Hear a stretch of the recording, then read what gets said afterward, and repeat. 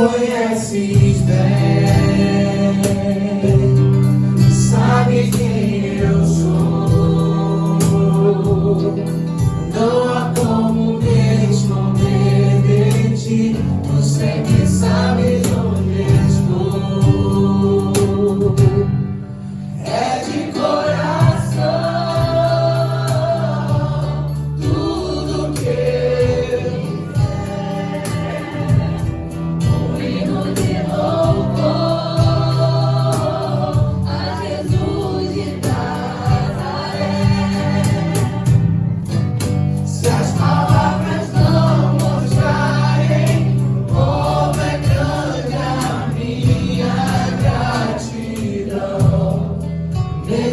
Senhor, receba meu louvor, é de coração. Não vou me esquecer, não vou desprezar o amor que tu me revelaste pra me resgatar. Tu me conheces bem, sabes quem eu sou. Não há como me esconder de ti, tu sempre sabes onde estou. É de coração,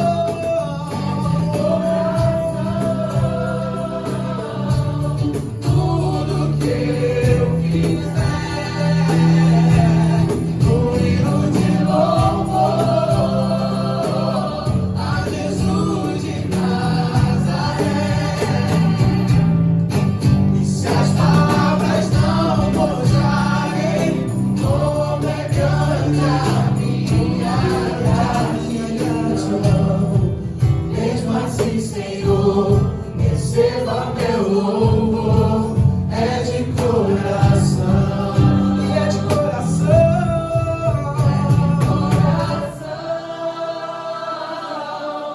tudo que eu fizer, um hino de louvor a Jesus de Nazaré. E se as palavras não mostrarem como é grande a minha gratidão, mesmo assim, Senhor, receba meu louvor, é de coração. Mesmo assim, Senhor, receba meu louvor, é de coração. Mesmo assim, Senhor, receba meu louvor, é de coração.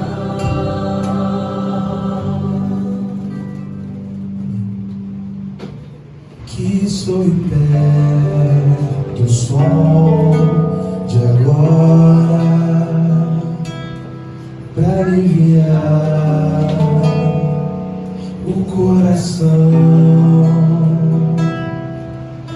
que silenciou pra ouvir assim, prestando atenção. Pois bem, o tempo dirá e além há de nos levar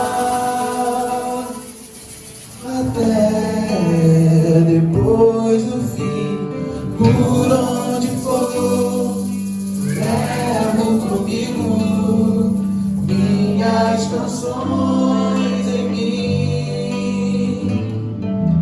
Canto enquanto espero ver florescer felicidade na gente. E a fé que vem quero ouvir palavras de esperança plantadas no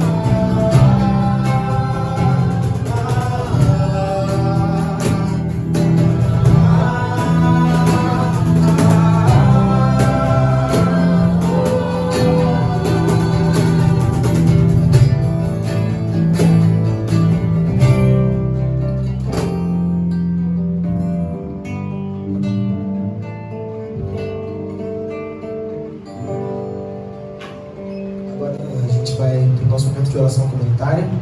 A gente sempre traz uma ênfase de que essa oração se faz em comunidade, porque ela é um momento em que a gente pode conversar, compartilhar com o irmão, a irmã que está do lado, sobre os nossos pedidos, os nossos agradecimentos, aquilo que a gente tem de vida para compartilhar. Então, que seja esse momento para você poder conhecer, reconhecer, trocar uma ideia com quem está do seu lado e orar junto. É algo que constitui a gente enquanto comunidade. E tem 2 pontos que a gente sempre destaca. Um é pelo nosso instituto, que é o Instituto Caminhante, uma organização que a gente abriu para dar conta dos nossos projetos de ação social, entre eles o principal, que é o pré-vestibular Marielle Franco. A gente vai falar um pouquinho sobre ele no final do curso, mas é importante que ele seja objeto das nossas orações, das nossas intercessões e também do nosso engajamento, da nossa ação ali concreta. Mas a gente vai falar um pouquinho sobre essa parte da contribuição mais concreta ao final do culto. Mas que agora a gente possa orar, pedir para que Deus esteja capacitando toda a equipe que dá conta dele e dos outros projetos que a gente sonha também dentro do Instituto, então que seja um momento para a gente também, enquanto comunidade, levantar esse pedido. E além disso, a gente está procurando um novo espaço fixo aqui no Rio de Janeiro. A gente entende ir lá no Rio de Janeiro, aqui no estado do Rio de Janeiro, mas lá na cidade do Rio, a gente, enfim, depois a gente vai falar melhor, mas a gente tem um culto aqui em Niterói, um culto no Rio de Janeiro, a gente se encontra dessa maneira mais descentralizada, mas a gente está sentindo falta de ter um espaço no Rio de Janeiro que a gente possa desenvolver atividades ao longo da semana, que seja um espaço de mais referência física mesmo. Saiba, a Igreja do Caminho fica aqui, ainda que a gente esteja sempre nessa circulação, no caminho, né? Então que seja um momento para a gente levantar esses 2 pontos, esses 2 pedidos, mas que a gente também possa orar uns pelos motivos e agradecimentos dos outros. Bom? Então, oremos. Quem gostaria de participar da ceia e servir os alimentos? Então, de 4 pessoas, voluntariamente, pega um dos elementos, pode se posicionar aqui desse lado aqui. Quem mais? Ali, pode vir também. Pode vir. Pronto, já temos. Tenta ficar um pão e um vinho aqui desse lado. É vinho mesmo, gente? É açúcar. Esse lado não cabia, né? Garoto. Chega pra cá, gente. Vocês ficam aqui. Eu quero ler um texto para vocês, que eu não merece que escolher.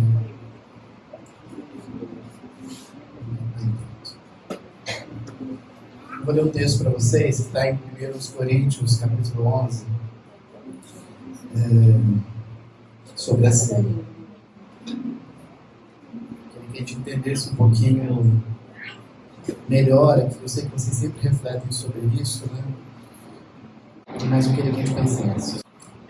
De fato, quando vocês se reúnem, o que vocês fazem não é comer a ceia do Senhor, porque cada um se apressa em comer a sua própria ceia.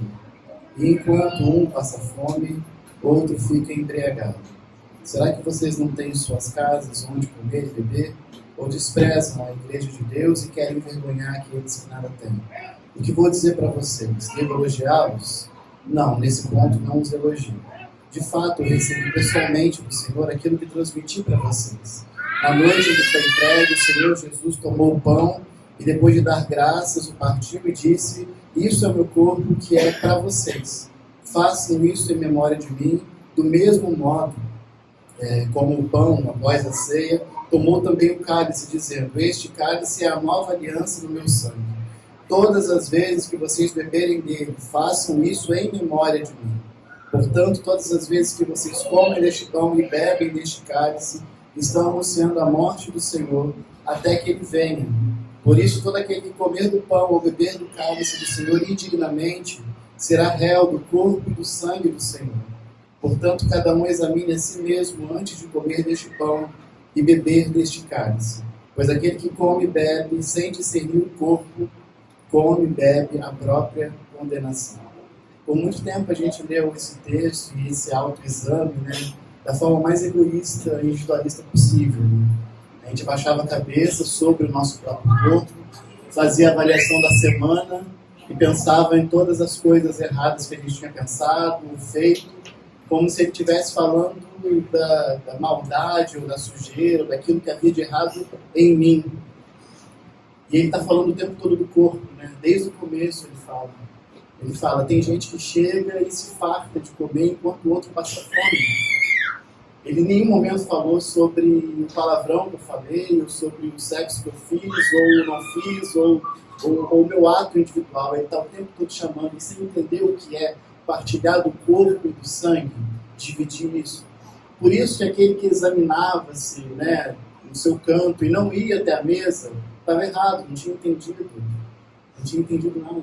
Ele não se sentia apto de se aproximar da mesa para a qual Jesus chamava.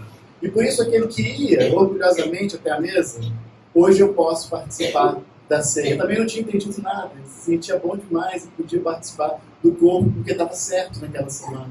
Tanto um quanto o outro para a própria condenação. É só quando eu consigo entender que o pão que eu como é dividido, é partido, que aqui na minha congregação, que nesses que representam o mesmo corpo, a necessidade de cada um é contemplada por mim. Que o pão, aquele que eu como em casa, é dividido com esses. Que o vinho da alegria que eu bebo também é partilhado com esses. Quando eu entendo isso, eu participo. Aí eu participo não para minha condenação, porque eu entendi o que é ser parte do corpo de Cristo. Eu entendi o que é integrar isso. Então não há culpa, não há medo. E eu acho que o pensamento necessário para a gente, ao se aproximar da mesa da qual Cristo nos chama, é pensar na seletividade da mesa de Jesus e na nossa mesa. Que na mesa dele cabia muito mais gente do que na nossa mesa. Na mesa da minha casa é muito mais difícil sentar do que na mesa de Jesus, o Filho de Deus. Ele parecia ser mais tolerante, né? Mesmo podendo selecionar e ele aceitar. É hora da gente participar dos elementos, sem culpa, com alegria, por ter sido convidado a participar disso. E ao mesmo tempo que a gente participa com alegria, olhar para o lado, olhar para o outro. Uma coisa que a gente não faz muito, né, que é de partilhar com o outro, a gente pode fazer aqui também. A gente pode vir de 2 em 2, e um servir o outro, ou venha sozinho, né, isso não importa. Mas é importante você entender que ao fazer parte do corpo e do sangue de Cristo, você faz parte da vida de cada um que está presente aqui. É o momento que nós partilhamos. Então, enquanto a gente vai cantar, né, enquanto a gente canta, você vai vir para cá e vai participar do corpo de Cristo. Certo?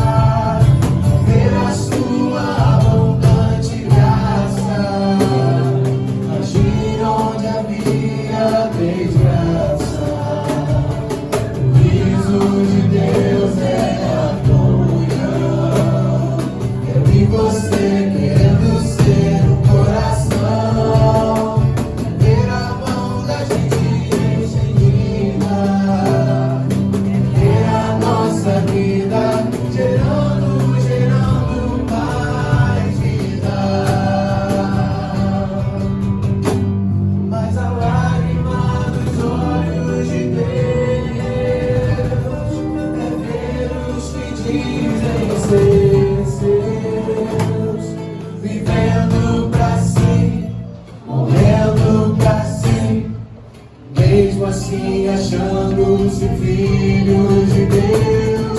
Não era para ser assim, não era o que Deus planejou. Ver a nossa vida gerando, ver a nossa vida frutificando, ver a nossa vida gerando mais vida. Se o teu inimigo tiver fome, dá-lhe de comer. Se o teu inimigo tiver sede, dá-lhe de beber. Somos filhos de Deus e para nós o mais importante é o amor. Somos filhos de Deus e para nós o mais importante é o amor.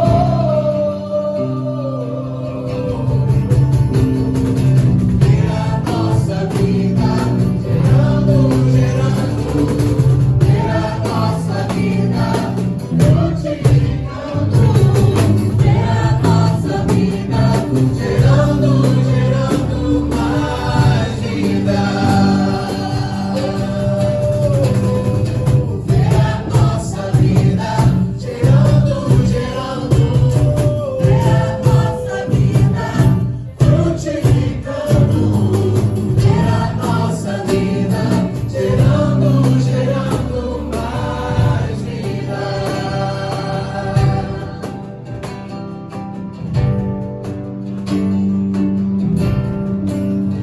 Nas alturas do céu,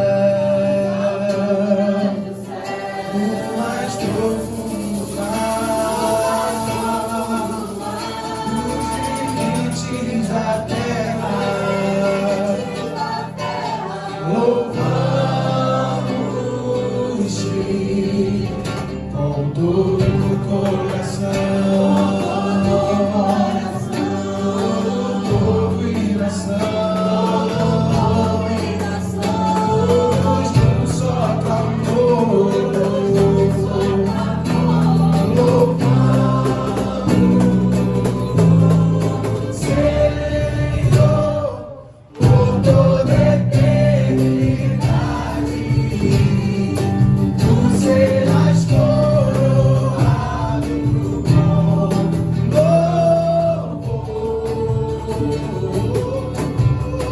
Teu nome é exaltado, sempre magnificado com louvor. Cante ao Senhor, cante ao Senhor,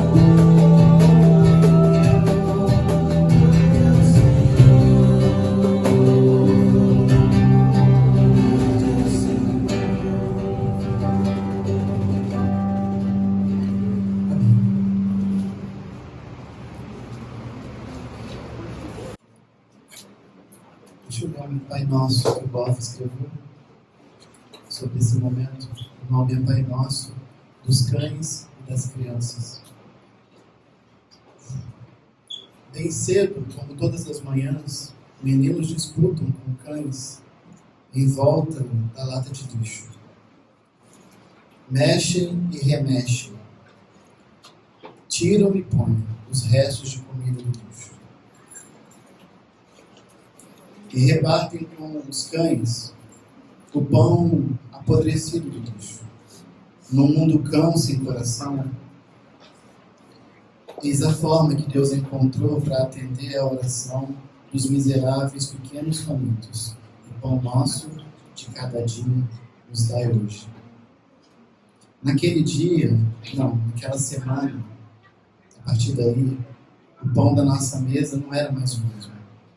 Era pão amargo, cheio de blasfêmia dos pobres, que para Deus são súplicas.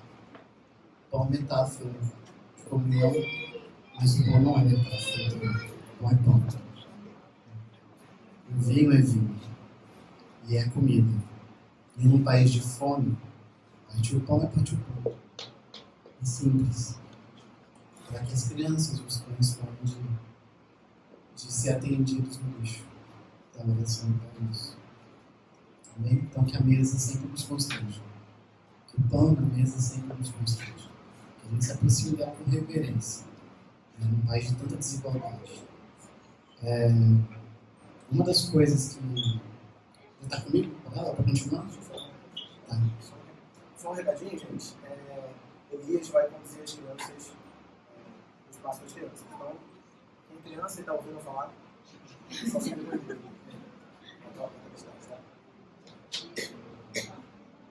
Uma das coisas que em algum momento me afastaram da igreja foi a fome. Não sei quantos passaram fome, né? Alguma coisa parecida.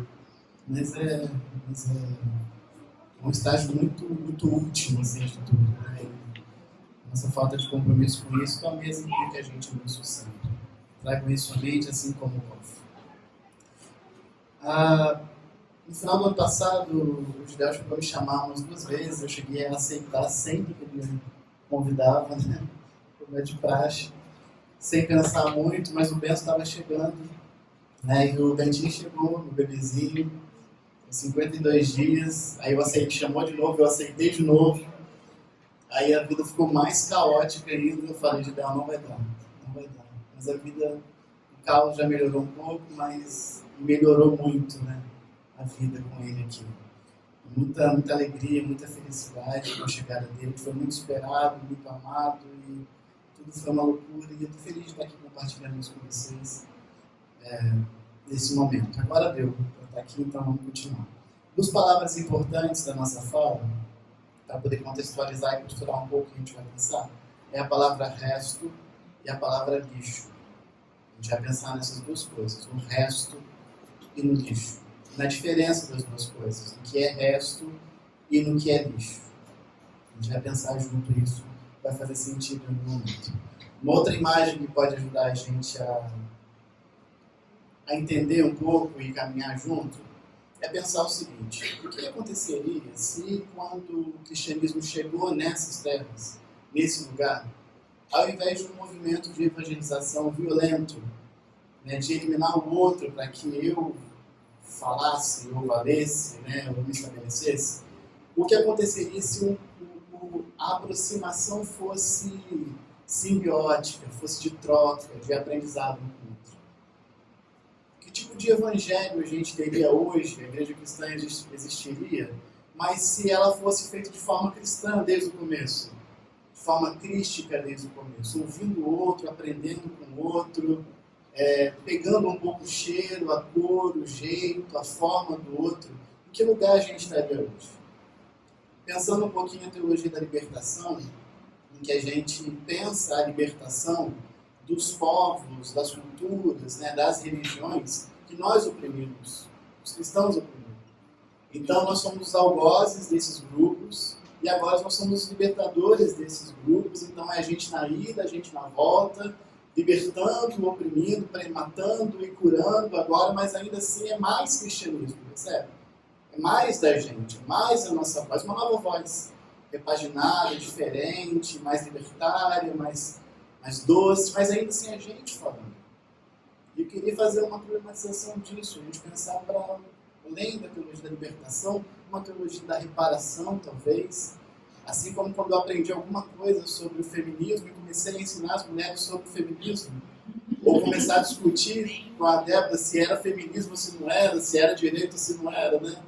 Aí ela me explicou, falou assim, então, aprender é falar menos, não falar mais, é não dizer o que é. Daí aquilo para mim deu um pouco, tipo assim, é alguma coisa que eu não vou falar, é alguma coisa que eu não vou explicar, que eu não vou dizer o que é. Como assim? É uma palha assim nebulosa, né? Como o homem que explicava tudo, enfim, o universo todo, e de repente alguma coisa que eu tive só ouvir. Parece que talvez um novo evangelho seja o silêncio, de aprender, de não ter nada para oferecer, e só aprender, e só ouvir, e só colher dessas outras manifestações, dessas outras culturas. Né? Uma outra coisa, calma, um monte de coisas importantes para a gente ajudar. Uma outra coisa é que eu cresci numa igreja que já estava questionando muito a estética cristã e favorecendo muito preocupado com a ética. Eu não sei se todos cresceram numa igreja cristã, evangélica, alguma coisa assim, mas eu ouvia muitos pastores falando, os líderes falando, não importa você falar, importa ser, né? Tinha uma coisa assim muito apelada assim, não importa, você tem que viver o evangelho e não... E eu ouvi isso a infância toda, a adolescência toda, e ouço até hoje que não importa eu dizer, eu tenho que ser. Eu tenho que fazer aquilo, tem que ser verdade na minha vida, né? Alguma coisa nesse sentido. Só que quando eu penso na nossa crise ambiental, crise humanitária, das cidades, do campo, climática toda, parece que há ainda a mesma distância de quase 40 anos atrás, quando eu comecei a ouvir isso, ao nascer, parece que é a mesma distância entre a estética e a ética. Que a gente não consegue fazer esse alinhamento ético e ter um comportamento adequado. E a gente continua falando isso, não importa falar isso, importa ser. Importa ser. Então o que está acontecendo? Parece que está num nível anterior, para além das palavras. Parece que está no meu corpo. Parece que o meu corpo insiste em fazer dessa forma. Que não é só aprender uma nova lição, e uma teologia nova, ir numa igreja nova, ou vestir de uma forma nova, mas parece que a gente está destinado, e a gente precisa entender isso. Nós somos parasitas na Terra. Tudo vai virar merda que a gente tocar, a gente vai destruir tudo. Tudo. A gente vai dizimar as outras espécies, vai sujar os rios. É isso, a gente está destinado a isso. Apesar da nossa ética, apesar de a gente reformular o nosso comprometimento com a Gaia, com a Mãe Terra, e seja lá o que for. Então, por que essa distância? Né? Por que a gente não está percebendo essa distância entre uma coisa e outra? Aí eu fiz um exercício, que é fazer a leitura de um texto, caiu uma ficha que eu nunca tinha lido esse texto, e eu não sei porquê, talvez saiba. O texto de Mateus 23, eu tenho 37 anos na igreja. Eu nunca li o texto de Mateus 23 como se ele tivesse sido escrito para mim. E de repente eu me senti assim, sabe quando a crítica não serve para você? E eu fiquei assustado com isso. Mateus 23 é o texto que fala dos fariseus, vocês não chegam lá e também não deixam o pessoal chegar, vocês criam regras maiores do que vocês são capazes de cumprir. Esse texto. E eu falei, caraca, eu o tempo todo lendo esse texto, e na minha cabeça era sempre um diácono que ficava perseguindo a gente, para a gente não sair à noite, que era o fariseu e saduceu. Para mim, ele que era o detentor da lei. E eu nunca percebi que eu sempre soube o que Deus queria. Eu sempre soube o que Deus era. Eu sempre soube o jeito certo de fazer isso ou aquilo. Eu sempre soube, mas não era eu, o detentor da lei, o doutor da lei, o escriba. Tanto é que eu julgava o diácono na fé dele pelo controle que ele exercia. Isso não é evangelho, isso não é cristianismo. Isso é um absurdo, você é um fariseu, não sabe isso. Então, todos os textos, acho que quando a gente faz a leitura não técnica, devocional, que a gente insiste, é importante a gente fazer isso, né? Mudar de posição diante do texto. Deixa eu ver o que esse texto está falando. Se eu estiver aqui, se eu estiver nessa posição, não é uma leitura de condenação, mas é uma leitura teste para a gente fazer uma, pensar um pouco nisso. Porque senão a gente vai ficar nesse lugar. Vamos discutir com um virginiano, né, que ele fala assim, não é o que eu penso, é o que é. É a verdade. Ele fala muito assim, não é a sua opinião, não é a minha opinião, é a verdade, é o que acontece. Eu tenho feito muito isso em casa, né, com relação ao Bento, porque meu filho é muito lindo. E não é porque eu sou pai, não falo isso. Não é, gente, é empírico. Você pode fazer lá, pode verificar, ele é maravilhoso. Então, abra o seu texto, quem tem o texto bíblico de Mateus 23. Depois de todas essas preparações, para a gente fazer essa leitura junto, pesadíssima, né? A gente está na cara de todo mundo com ela, eu principalmente. E a gente vai fazer essa leitura para a gente. Mateus 23, Jesus condena a dominação intelectual, está dizendo aqui. Interessante isso. Jesus falou às multidões e aos seus discípulos: os doutores da lei, os fariseus, têm autoridade para interpretar a lei de Moisés, por isso vocês devem fazer e observar tudo o que eles estão dizendo. Mas não imitem suas ações, pois eles falam e não praticam. Amarram pesados fardos e os colocam no ombro dos outros, mas eles mesmos não estão dispostos a movê-los, nem sequer com o dedo. Fazem todas as suas ações só para serem vistos pelos outros. Vejam como eles usam faixas largas na testa e nos braços, e como põem na roupa longas franjas com trechos da Escritura. Gostam dos lugares de honra nos banquetes e dos primeiros lugares nas sinagogas. Gostam de ser cumprimentados nas praças públicas e de que as pessoas os chamem de mestres. Quanto a vocês, nunca se deixem chamar mestre, pois um só é o mestre de vocês e todos vocês são irmãos. Na terra não chamem ninguém de pai, pois um só é o pai de vocês, aquele que está no céu. Não deixem que os outros chamem vocês líderes, pois um só é o líder de vocês, o Messias. Pelo contrário, o maior de vocês deve ser aquele que serve a vocês. Quem se eleva será humilhado, e quem se humilha será elevado. Até aqui tá bom. Depois ele começa a descrever isso. É curioso que o texto é proferido para os discípulos e para os fariseus. Então, eles estão juntos. E ele dá uma palavra para um e dá uma palavra para o outro. É importante que eles se mantenham nesse lugar. E ele aponta como se aquele lugar em que os doutores da lei e os escribas ocupam fosse um lugar possível e talvez um desdobramento natural dos discípulos. Não cheguem naquele lugar. E ele fala disso porque há a possibilidade de evoluir para aquele lugar e estar naquele lugar no momento seguinte. Então ele chama a atenção para permaneçam onde estão, no lugar de irmãos. Eu sempre pensava muito isso sobre a regra que funcionava em casa. A minha mãe ela tinha o costume de disciplinar a gente batendo na gente. Né? Mas a minha mãe não deixava ninguém bater na gente. Aí uma vez ela saiu, meu irmão bateu em mim, ela bateu no meu irmão quando chegou. Ela falou, eu bato aqui. Ninguém mais bate a disciplina, ninguém é comigo. E apesar de todas as atualizações que a gente fez para chegar aqui, não mais nisso, mas havia uma regra, né, nessa educação que ela imprimia, ela falava assim, vocês são irmãos. E irmão não corrige irmão. Irmão defende o irmão, protege o irmão, ajuda o irmão, mas nenhum irmão educa o outro irmão. Essa responsabilidade é minha, não de vocês. Então ela nivelava a gente e colocava a gente rebaixado no mesmo lugar.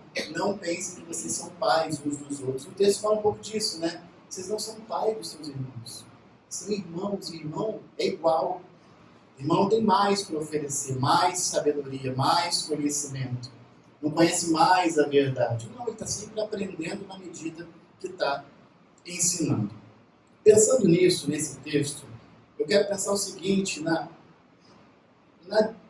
dissociação necessária para que a gente consiga caminhar desse lugar em que a gente sabe ser irmão, sabe que precisa aprender, para um lugar em que a gente já entendeu e olha para a nossa tia fascista ou para o nosso primo homofóbico ou para a nossa pessoa que está rateando ali no evangelho, que a gente já passou há muito tempo daquela fase, a gente está em outro capítulo já, e que faz a gente olhar para ele de uma outra posição, de um outro lugar, com uma outra postura, com um outro sentimento, quase de pai, de rabi, de mestre, de quem tem alguma coisa para ensinar para aquela pessoa, para aquela mãe que e tem muitos, isso está sendo muito sendo discutido, né? O Ronilson escreveu um texto essa semana, o Filipe Luzanes fala muito sobre isso, né? Ensinar para aquela mãe com uma fé super bélica, né? Que fala do Jesus de guerra que a gente abandonou há muito tempo, mas que vive no cenário de guerra com o filho. E ora para Jesus general, cavaleiro, para proteger o filho. Das armas reais. Para a gente que não enfrenta isso, está muito distante, né? E falar de um Jesus pacifista, de amor e paz, é mais fácil do que para um filho que está na ponta do fuzil. E eu preciso de um Jesus que seja quase um São Jorge, escudo de fato. Escudo. E que abata o inimigo antes que abata o meu filho. E que a bala não chegue nele. Que ele seja protegido disso. Como chegar diante dessa mãe e dizer que ela entendeu errado a relação com Deus? Que ela não leu o Evangelho corretamente? Que ela não aprendeu o que ela tinha que aprender sobre Jesus? Que Jesus não é general. Jesus não é cavaleiro de guerra. Jesus não é isso. Jesus é outra coisa. Jesus é tranquilo. Jesus não levanta a mão, mas não é o Jesus que ela precisa. Então, eu quero entender que lugar a gente se perde e se torna esse mestre. A gente começou 2020, como a gente começa todos os anos, né? A gente cria algumas estruturas, alguns planejamentos. A gente faz o seguinte, como quando eu sou criança e eu quero testar a minha capacidade, eu chamo um colega para apostar a corrida até o poste. Eu não falo, vamos apostar corrida para a vida toda, vamos correr e ver quem chega primeiro, quem morre por último, né? A gente fala até o poste. Eu preciso delimitar o espaço que eu vou percorrer para conseguir saber se eu fui vitorioso, bem-sucedido ou não. Se eu ganhei ou se eu perdi. Quantas balas cabem na minha boca? Aí eu vou disputar com meu primo quantas balas cabem, eu vou encher a boca de bala até não aguentar mais. Quem come mais rápido? Adolescente, quem bebe mais e dirige melhor depois de beber mais? A gente tem os nossos testes da capacidade, só que está contingenciado de alguma forma. E a gente convencionou de alguma forma que o ano seguinte vai ser melhor. Não, 2020 já está tudo esquematizado, vai ser o ano do mestrado, do doutorado, vou escrever meu livro, vai acontecer não sei o quê. E a gente coloca em 2020 alguma coisa que não aconteceu em 2019, né? Por alguma razão estranha, não funcionou, mas eu estabeleço dentro agora até o poste, que é 31 de dezembro, né? Vamos correr até o poste, ver quem chega primeiro? Eu consigo controlar isso, fazer um planejamento e me sentir um pouco confortável diante disso. De ver o que vai acontecer nesse ano e desenvolver esse ano. Então, mesmo não tendo essas divisões, aí eu faço muito isso. Eu não sabia, a Débora falou para mim, ela falou, todo ano você fala a mesma coisa. Que é meio assim, na mesa, assim, no ano novo, alguma coisa assim. Eu rompo o silêncio e falo assim, eu digo ano, né, de 2020 vai ser um ano bom. Mas é como se estivesse dizendo alguma coisa importante assim, vai ser um ano bom. Aí eu fiquei, depois que ela falou, eu comecei a mudar o final para parecer diferente, né? Aí eu digo a mesma coisa também. Eu falo, muita coisa boa vai acontecer. E digo religiosamente isso todo final de ano. 2020 vai ser. Eu falei esse ano, ela morreu de rir, eu falei, 2020 vai ser um ano bom. E ela pergunta por quê? Eu falo, por que vai ser? Porque tem muita coisa para acontecer, porque o Bento está aqui, porque não sei o quê, tem muita coisa nova para acontecer. E a gente vive nessa coisa, estabelecendo que nesse novo lugar de controle que eu estruturei aqui, nesse novo planejamento, as coisas vão acontecer de alguma forma, né? Ao mesmo tempo que mudar o mindset não tem entrado no nosso vocabulário, né? A gente não tenha colocado no nosso jeito de ser, a gente não tenha participado de alguma coisa que eu acho, né? Espero. Que não tenha entrado, ao mesmo tempo que não entrou, eu não gosto de pensar, não gosto de a gente se sentir, o texto fala um pouco disso, totalmente destacado da cultura do nosso tempo. Né? A gente olha a teologia da prosperidade, aquela igreja cheia de gente pedindo para enriquecer, para comprar uma BMW, e a gente se sente muito outra coisa, né? A gente se sente que está fora disso. E no seminário falava muito sobre isso, na faculdade falava muito isso também, sobre o espírito de época. Né? Eu sempre tinha muito problema em contar o espírito de época. O que é o espírito de época? Uma nuvem de ideias e pensamentos flutuando, e de repente ele baixa em alguém. Cuidado para o espírito da época não te pegar e você se tornar essa pessoa materialista, ou essa pessoa que faz isso. Então, o espírito da época são as pessoas, os corpos, essa sopa que a gente é de corpos, ideias e misturadas, e está na gente tanto quanto está neles.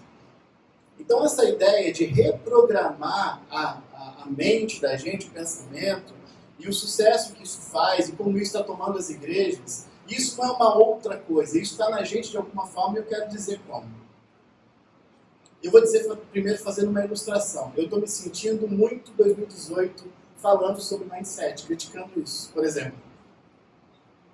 Eu não devia estar falando isso agora. E o sentimento de que eu estou atrasado para falar o que eu estou falando, de que o que eu estou falando pode ser desinteressante, que era para ter sido falado há muito tempo. Sabe quando você quer fazer um textão sobre uma coisa que aconteceu na semana passada e tipo assim, ninguém mais está falando disso? Mas agora que veio a ideia genial para falar sobre aquilo, mas se você colocar, você se sente mal.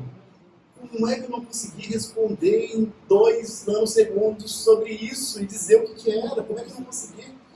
E de repente aquilo já foi. já foi. E a gente se sente assim com relação a tudo. A gente está o tempo todo com medo de perder alguma coisa que está sendo dito, que está sendo falado, parece que está o tempo todo passando informações essenciais.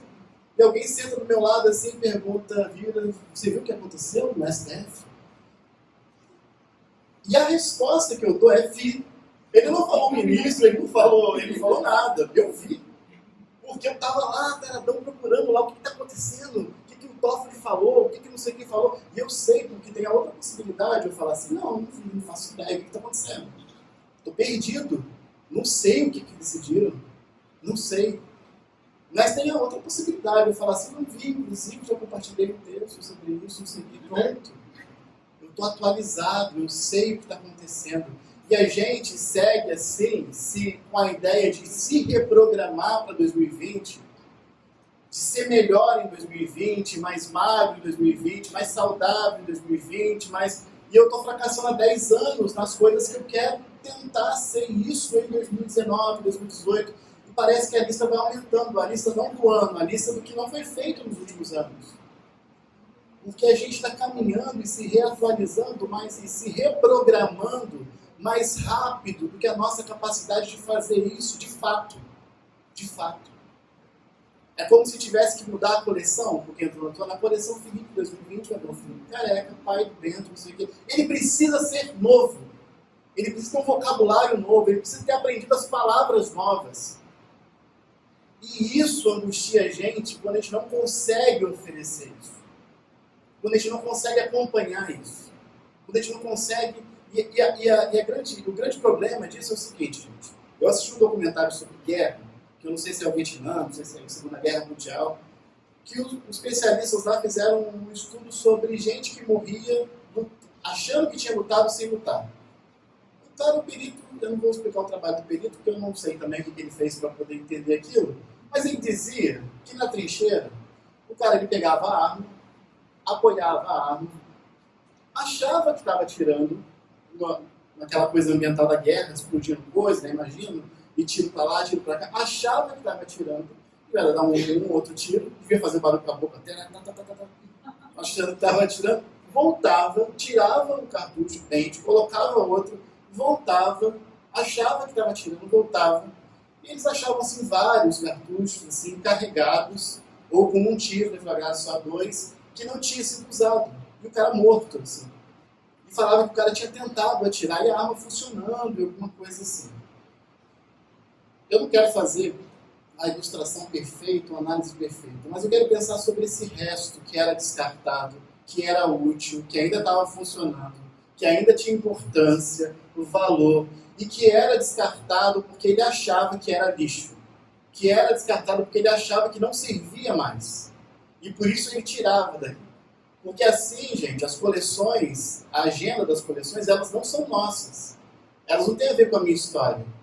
Elas não consideram que ano passado eu perdi o meu pai.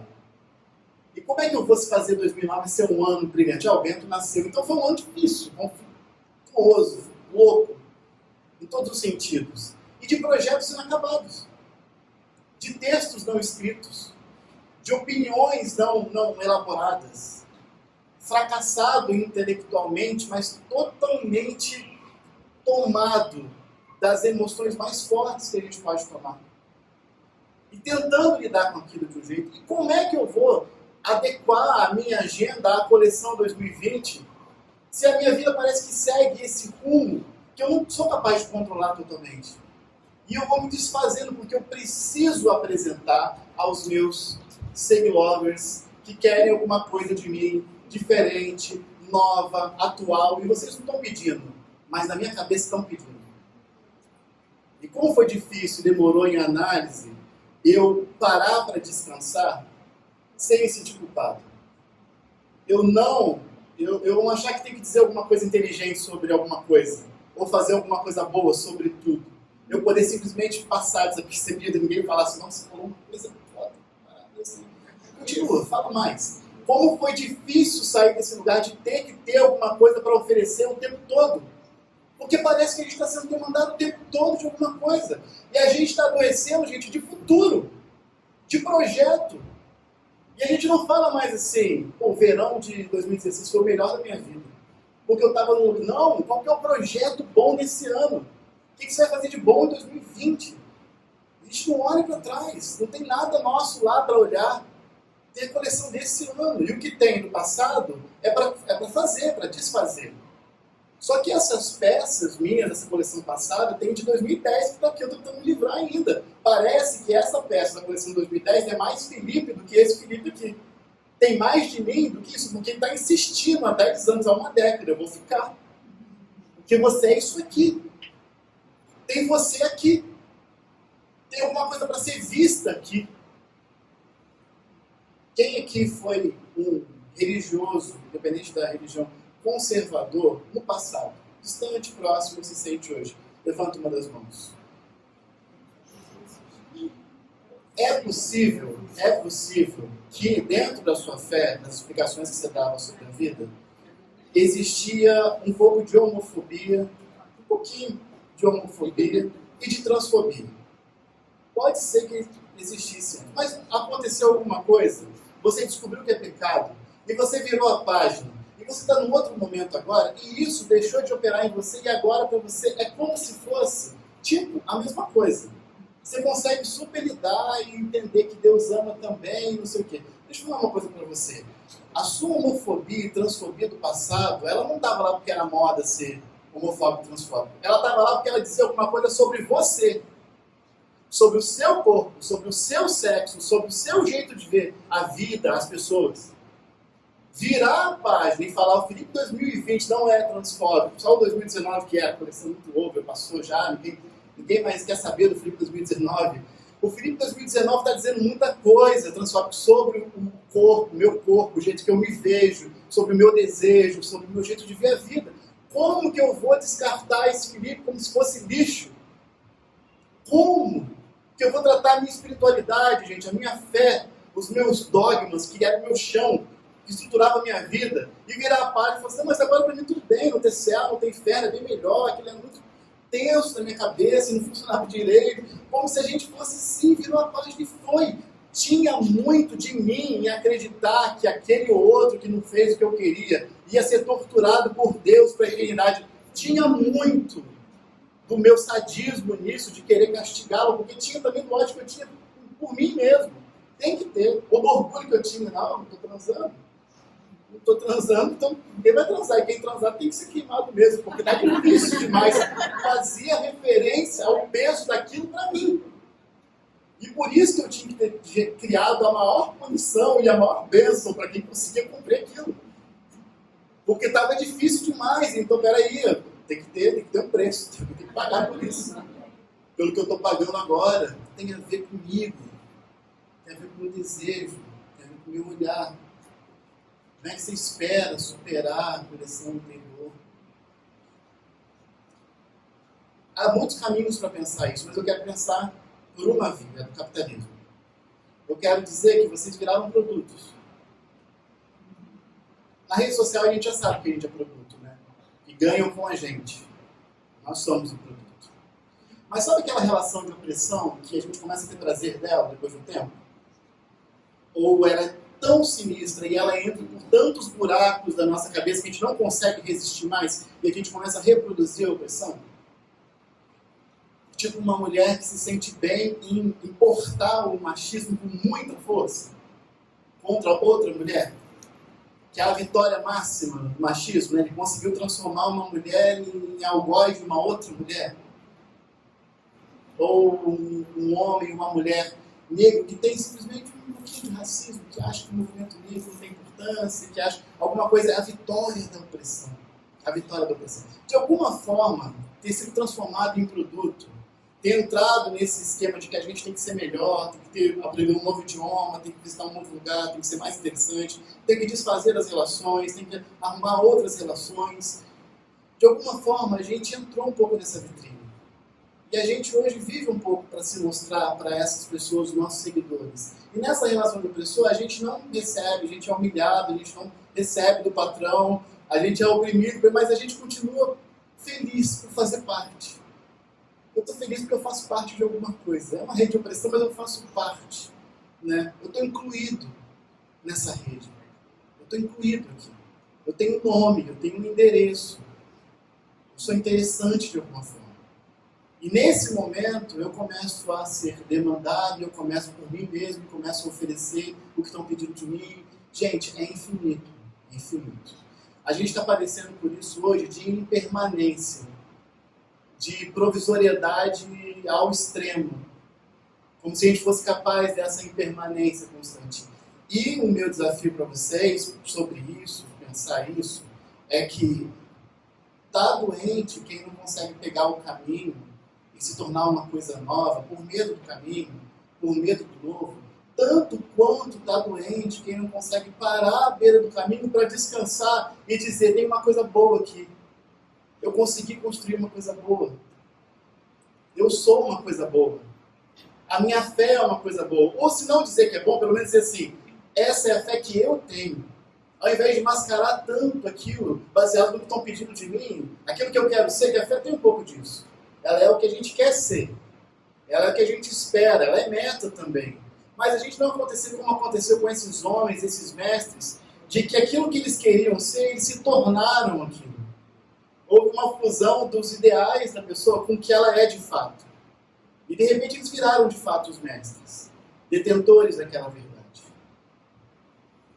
Eles assumiram esse lugar, ocuparam esse lugar.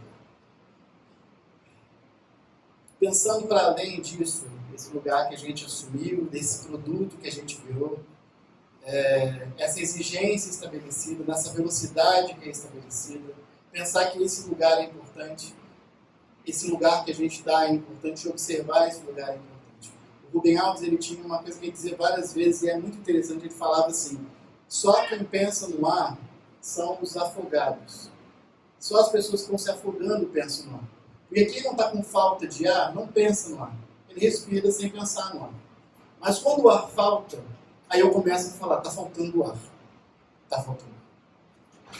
Esse essencialismo no qual a gente entrou, de encontrar a verdade última nossa, a verdade verdadeira, a minha verdade, o meu jeito próprio, o meu lugar próprio, essa busca infinita por esse lugar único, por esse lugar extraordinário, que eu não cheguei ainda e eu nunca vou chegar, essa exigência, ela está parecendo muito mais a falta dessa verdade, assim como o afogado pensa no ar, está parecendo que está faltando dessa verdade. É por isso que a gente está o tempo todo dizendo, essa é a minha verdade, essa é a minha essência. Parece que é o meu jeito de afirmar a essência.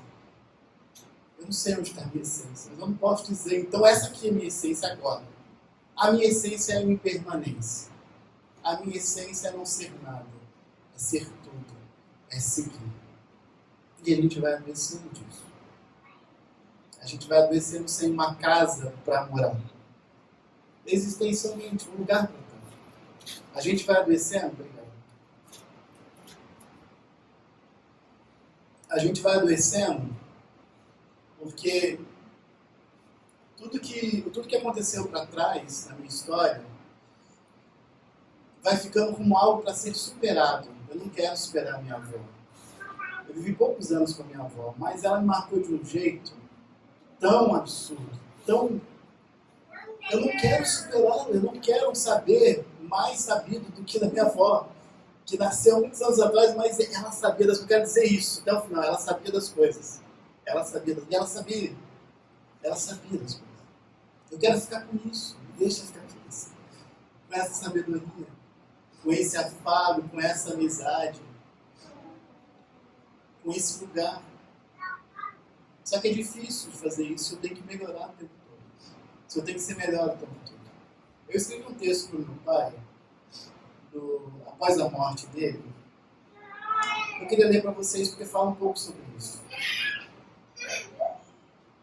Eu escrevi o seguinte para o senhor Amaral. Meu pai, ele foi alcoólatra por muito tempo, mais de 30 anos. No final, ele tinha perdido muito da capacidade intelectual assim, dele.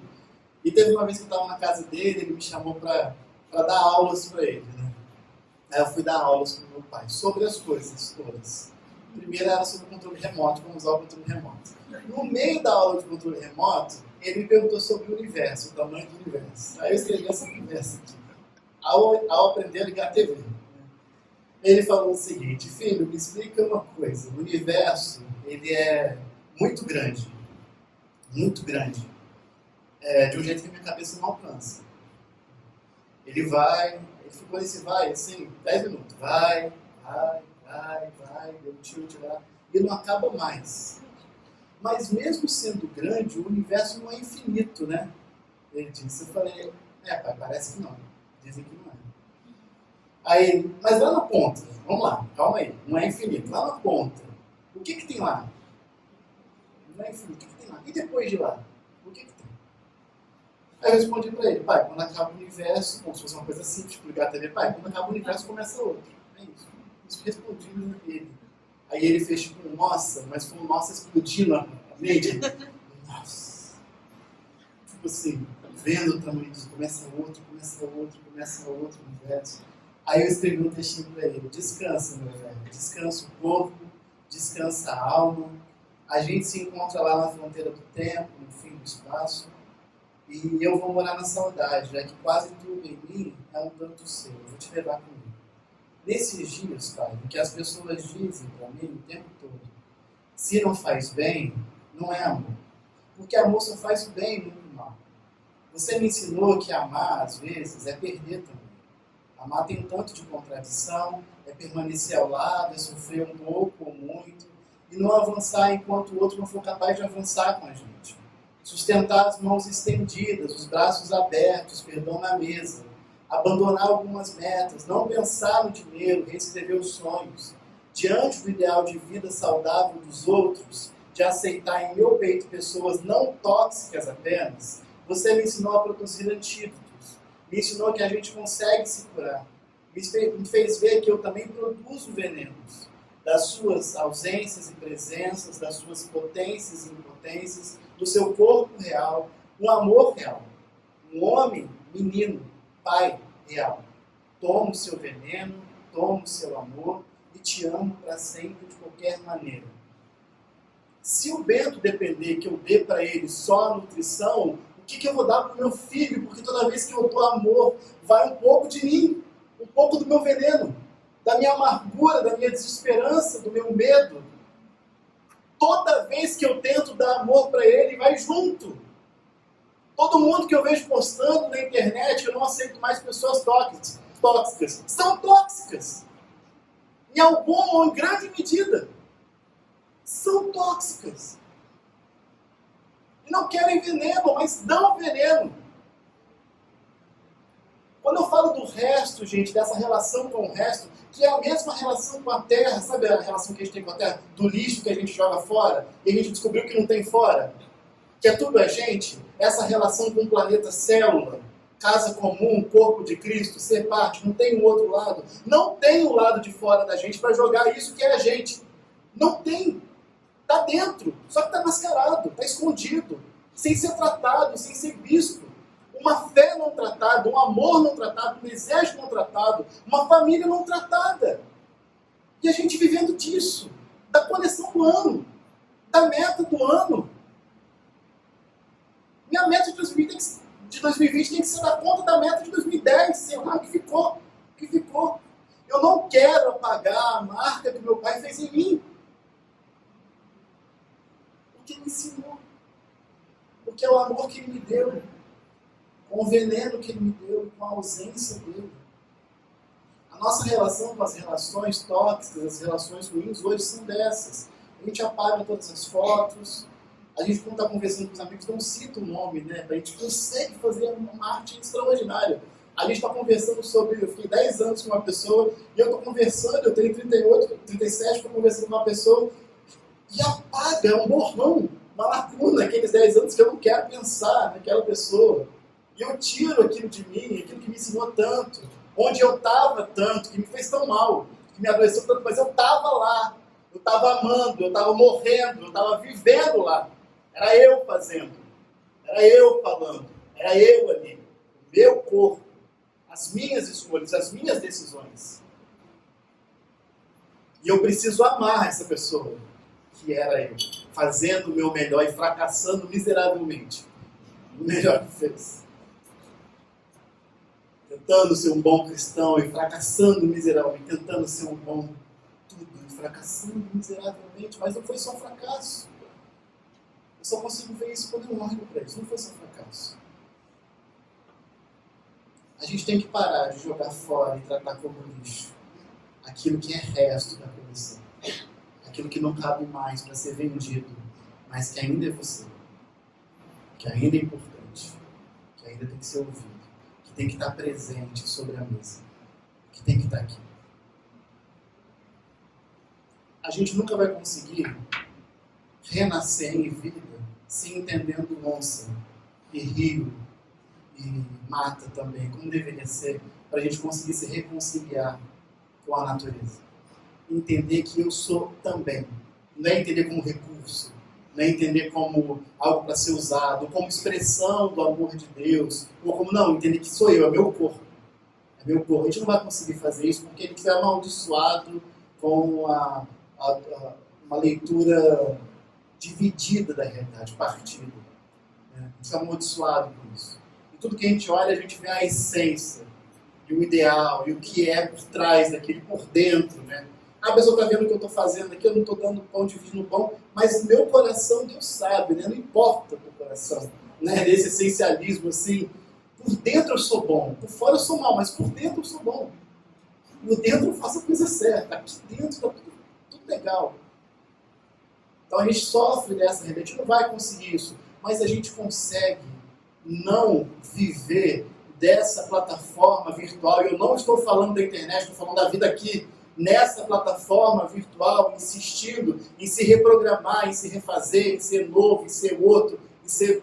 Então o desafio da década, gente, não é, vamos focar agora para década de 20, é outra coisa, nada da década, gente, é continuar caminhando, desconstruindo, construindo, sendo honesto consigo mesmo. A gente está no meio do caminho e vai continuar.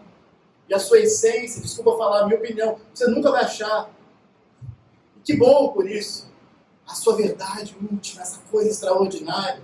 A ideia não é essa, da gente caminhar cada vez mais para esse atomismo, para essa exclusividade, aquilo que me torna totalmente eu. Mas eu consegui fundir o meu corpo, essa ideia é mais ampla. Percebe que o movimento que a gente está fazendo é contrário à ideia que a gente quer ter para conseguir reverter uma crise ambiental e humanitária. É conseguir ser tudo, e ser de todo mundo, e ser parte, e integrar isso. Eu sei que a gente se constrói na alteridade, a gente se constrói destacando o que eu não sou. Eu não sou aquilo, né? Só que a gente chegou num nível de que aquilo que eu sou segrega todo o resto. Os malucos não fazem parte do meu grupo. Os malucos não podem fazer parte da cidade. Se eu penso estranho, se eu ando estranho, eu tenho um jeito estranho, eu preciso ser medicado. E se a medicação não funcionar, eu preciso ser retirado da cena. Ou me retirar espontaneamente. É por isso que às vezes a pessoa não está funcionando bem, porque está depressiva, ou porque está com ansiedade, ou porque está com crise de pânico. Ela se retira, não porque ela precisa necessariamente sair do meio, mas porque ela está fora do lugar dela, que é o lugar de pessoas saudáveis, que estão funcionando, que são capazes. Eu quero estar aqui quando não estiver funcionando. Quando eu estiver estranho, dando defeito, né, fazendo caras estranhos, ou não falando direito. Eu quero estar aqui. Eu quero estar aqui. Eu não quero ter que fingir que está tudo bem. Se é para a gente passar por uma revolução na fé, na espiritualidade, no jeito de ver Deus, vamos passar por uma revolução nessa também. A ideia de corpo. Não há lado de fora. Não há outro lugar para fazer esse descarte. Para me livrar de mim. A gente não se cura da gente mesmo. A gente não vai conseguir se curar da gente mesmo. E a gente não vai cair no risco de se tornar Senhor, sendo irmão. E se perder no meio disso, achando que a gente conseguiu alcançar a resposta que a gente tanto procurava. Chegamos nesse lugar. Ao contrário disso, a gente vai se fundindo. Nossa crise não é estética, a nossa crise é uma crise ética. É uma crise do manejo, do que fazer. Como eu falei, desde que eu nasci, eu escuto uma teologia impecável filosoficamente. Amar o outro, dividir o pão com o outro, e fazer, apesar disso, e da ideia que eu faço a meu respeito, a porção de pão que eu dividi em 2019 foi a mesma porção que eu dividi em 2018. O que está acontecendo? A crise é ética, não é estética. Esteticamente, eu sou o divididor de pães. Esteticamente. Eticamente, meu pão está ainda guardado na minha despensa. Bem guardado, bem protegido. Por isso que eu falei, gente, mais do que novas reformulações sobre a fé, talvez tenha que nascer no corpo, no nosso corpo, uma outra teologia, um outro jeito de estar, em que caiba toda essa droga que é a gente, todo esse monte de coisa boa que é a gente, e a gente conseguir ser a gente, né? Falar do lugar que a gente fala de fato. Pensando nisso, para encerrar, que a crise é uma crise ética e não estética, eu pensei em vários gestos assim, que não tem filosofia nenhuma por trás, talvez, assim, que não tem um fundo sobre o ideal, assim, mas que de alguma forma aproximam a gente dessa relação com a Terra. Eu coloquei 10 coisas que a gente pode fazer, que eu tento fazer, a minha listinha para 2020, compartilhar com vocês, né? E a gente tentar fazer algumas eu já fiz aqui, mas vamos lá. Não vou me gabar, não. Evite utilizar produtos de empresas que exploram demais os trabalhadores. Fazer referência à escravidão como um período do passado horrendo é um grande engano. A gente tem as informações, mas a gente não consegue se livrar dos produtos, dos serviços, dos lugares. Então, é uma preocupação que eu tenho. Priorize sempre empresas pequenas ou de amigos, de conhecidos, pessoas físicas de confiança ou por indicação. E se o serviço não for bom quanto da rede grande, faça crítica. Chama a pessoa, fala, olha só, está errado isso aqui, esse lanche está assim, faz a crítica e deixa, dá a chance dele melhorar. No tempo de recessão, de desempregos, de emprego precarizado que a gente está vivendo e vai viver um aprofundamento, isso vai ser necessário. Tem mais gente na informalidade precisando que a gente consuma da informalidade também. Porque isso vai aumentar. Então a gente precisa ter isso aí. Diminua gradativamente o consumo de carne. A gente sabe tudo a respeito disso e também não faz muita diferença no nosso dia a dia. Diminua gradativamente o consumo de veneno. Seja aquilo que a gente ingere, porque precisa, né, por alguma coisa que o médico mandou, nas coisas, enfim, na comida, na água. Plante. Plante em casa, no apartamento, no lugar, crie plantas, crie essa conexão. Ela vai produzir alguma coisa no corpo. Mais do que na teologia, no nosso jeito, no cuidado, no nosso jeito de tratar. Então, plante. Se você tem filhos ou netos, se sinta obrigado a apresentar a natureza para eles. Isso é importante, vai fazer diferença. Apresente a natureza. Se você não conhece, vai ser uma boa desculpa, né? Um bom pretexto para você se aproximar da natureza. Tenha uma mesa em casa, um espaço gostoso e realize bons encontros periódicos ali. Isso vai diminuir um pouco a nossa sanha de se mostrar na internet. Pode ver que eu não estou falando de controle de internet de ninguém, né? Use à vontade. Mas se apresenta para os seus amigos, qualifica um pouco esse encontro. Se é para me mostrar, vou me mostrar direito, né? Eu vou ensaiar uma música e vou cantar para vocês, né? Olha como canto bonito, acho que vai ser interessante. Cria esse espaço em casa, né? Dá um jeito, arruma uma mesinha de bar, se é pequeno apartamento, enfim. Mas leve os seus amigos para casa.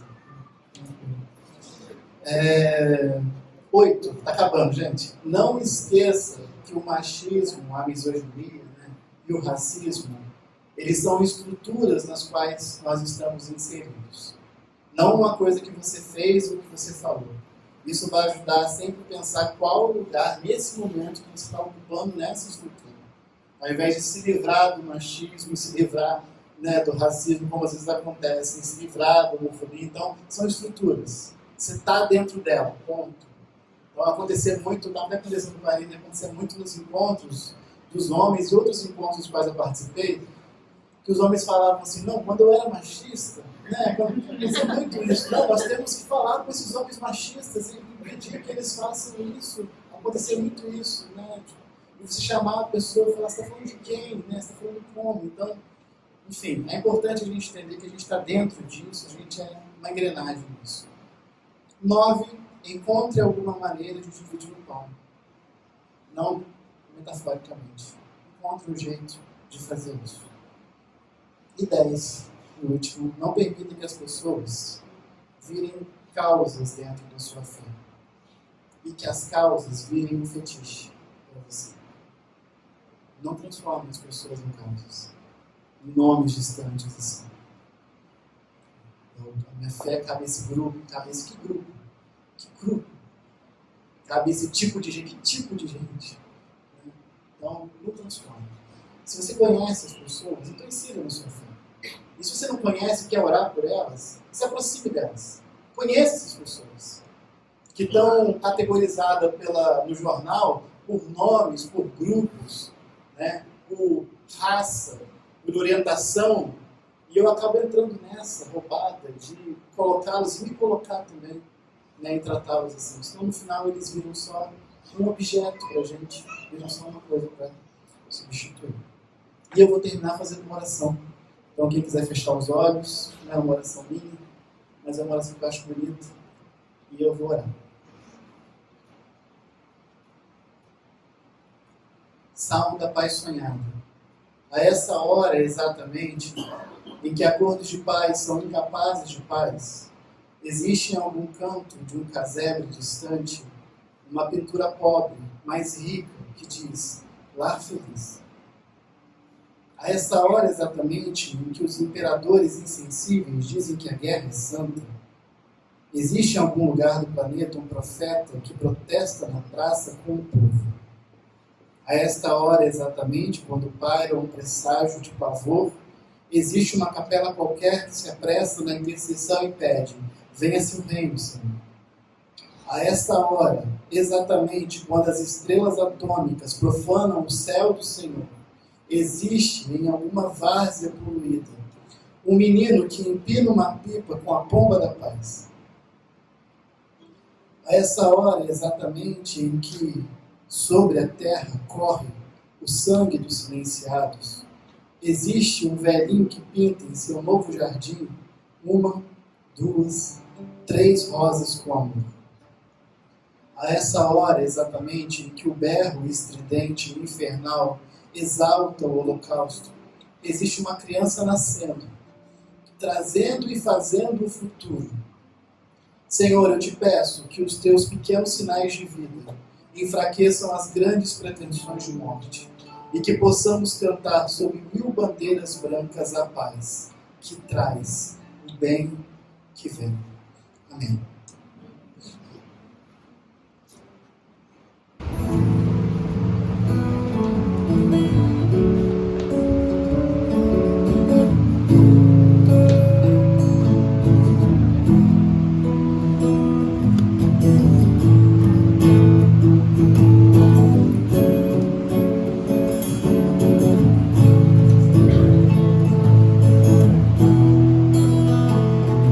Preciso amar de menos e de menos a mim e mais atento. Preciso amar atento, atento pra não ceder por dentro que tá, por dentro que palpita aqui por dentro.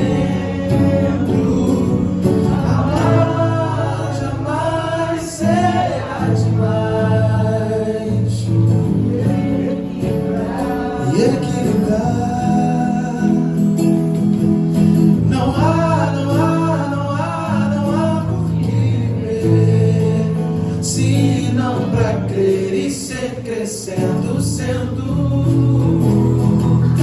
Não há por que amar, se não pra semear conhecimento.